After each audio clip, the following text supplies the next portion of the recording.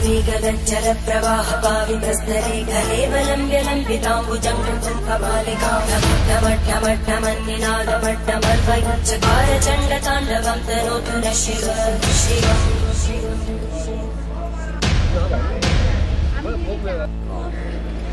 जटाकटाः सम्भ्रमभ्रमन्निलिम्पनज्जलितिरोलवीचिवल्लरी विराजमानमोदरा धगद्धगद्धगज्ज्वलल्ललाटकट्टभाववेणिषु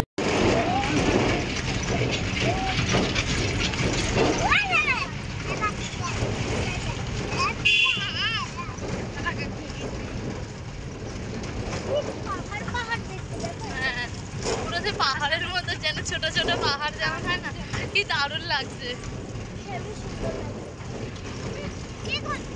ভাই আমাদের কোথায় নিয়ে যাচ্ছে? ফিলিংটা পুরো আসার মতো লাগছে এটা দেখে।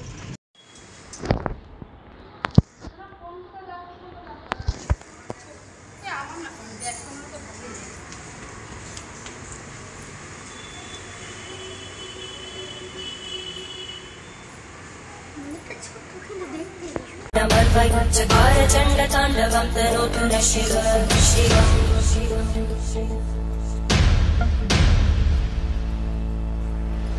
जटाकटाः सम्भ्रमभ्रमन्निलिम्पनज्जलितिरोलवीचिवल्लरी ওদিক থেকে হেডবি লাগবে, চুলগুলো শ্যাম্পু করেছে আর আমার পুরো চুপচুপো করে সকালবেলা ভিজিয়ে। আমি তো ভিজিয়ে চুলটা খুলে এলাম, তুমি তো খুলে ফেলতে পারতে। বাবা গরমে আর একটু পাউডারটা লাগিয়ে দেখো। এখানে মনে হয় ভোগের পাশে হয় না, তুমি কি করে জানলে? কি সুন্দর রান্নার কথা বলেছে, তাও জিজ্ঞাসা করলাম, বলে হ্যাঁ এখানে ভোগের নিরামিষ ভোগ হয়, ভোগের রান্না হয়। সর্বমঙ্গলা মন্দিরে হয়, কিন্তু ওই একসাথে বর্ধমানে সরকার হয় না, কিন্তু ভোগ থেকে সকালে গোপন কাটে।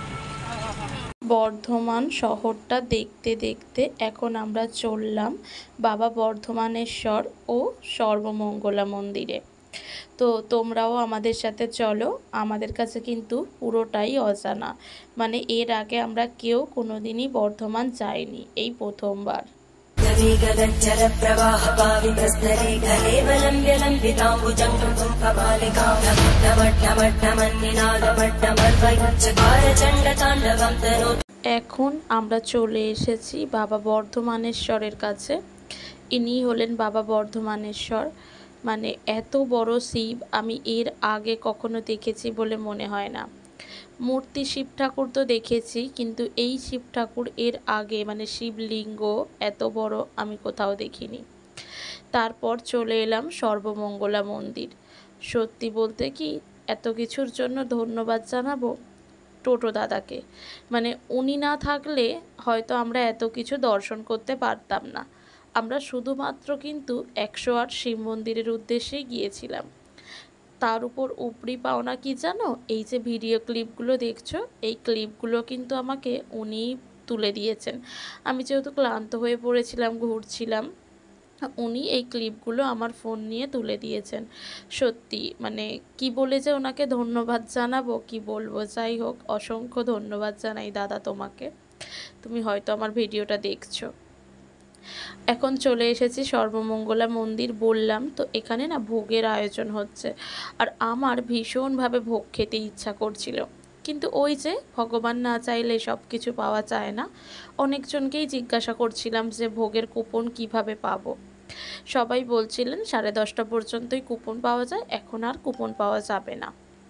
তো মনটা ভীষণ খারাপ হয়ে গিয়েছিল যে আর কি কুপন সত্যিই পাবো না। তারপর যাই হোক, ভগবানের হয়তো একটু ইচ্ছা ছিল যে আমরা ওনার ভোগ পাই বা আমরা ওনার প্রসাদ গ্রহণ করি। তাই হোক, একজনকে বললাম মন্দির কর্তৃপক্ষেরই এক দাদাকে যে আমরা দূর থেকে এসেছি কলকাতা থেকে, তো আমাদের তো 10:30টার মধ্যে কুপন পাওয়া যায়নি, এখন কি আমরা কুপন পেতে পারি? ওনারা বললেন হ্যাঁ হয়ে যাবে, একটু দাঁড়ান, এখন তো ভিড় আছে, আর সেদিন ছিল বুদ্ধ পূর্ণিমা। যাই হোক, উনি আমাদেরকে ভোগের ব্যবস্থা করে দিয়েছিলেন। এত খুশি হয়েছিলাম মন থেকে কি বলবো। চলো এখন ভোগটা শেয়ার করি তোমাদের সাথে। আর কি শেয়ার করব বলো, ভোগ তো মানে অমৃত, ভোগ দর্শনে দুর্ভোগ কাটে। আলাদাই মানে কি যে শান্তি লেগেছিল তোমাদেরকে বলে বোঝাতে পারবো না।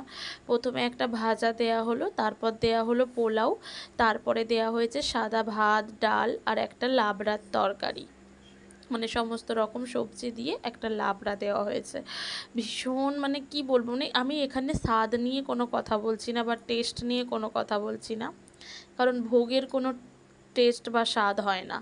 তারপরে দিয়েছিল আলু মটর পনির দিয়ে একটা তরকারি, আর সাথে ছিল আমের চাটনি, মানে অমৃত সমান, সেই মুহূর্তে মনে হয়েছিল অমৃত সমান, এত সুন্দর ছিল।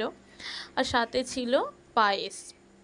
তো সব কিছু মিলিয়ে ভীষণ সুন্দর এক মানে দিন কাটিয়েছি সেদিন আমরা। আর ভোগ পাওয়াটা সত্যিই আমাদের ভাগ্যে ছিল। তারপর এখন চলো বর্ধমানের সর্বমঙ্গলা মন্দিরের আরও কিছু অংশ তোমরা দেখে নাও।